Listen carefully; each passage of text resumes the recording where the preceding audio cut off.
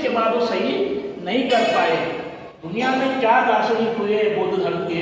सबसे पहला नागार्जुन, जो नालंदा के यूनिवर्सिटी के प्रिंसिपल थे, आचार्य आर्यदेव नागार्जुन।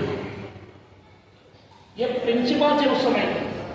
उन्होंने ही भगवान बुद्ध ने शून्य के सिद्धांत का प्रतिपादन किया, स्थापना की, और नागार्जुन ने उस नालंदा विश्वविद्यालय में क्या किया, उसको सुसंगति, सुविस्तार, अच्छे चरणबद्ध बनाया और उसका नाम दिया है माध्यमिका कारिका। क्या नाम दिया? माध्यमिका कारिका। हम इसको बोल सकते हैं मध्यम मार्ग भी बोल सकते हैं। क्या बोल सकते हैं? मध्यम मार्ग भी हम बोल सकते हैं। अभी बाबूजी ने प्रत्यक्ष समुपाद के बारे में बताया। क्या बताया? अविद्या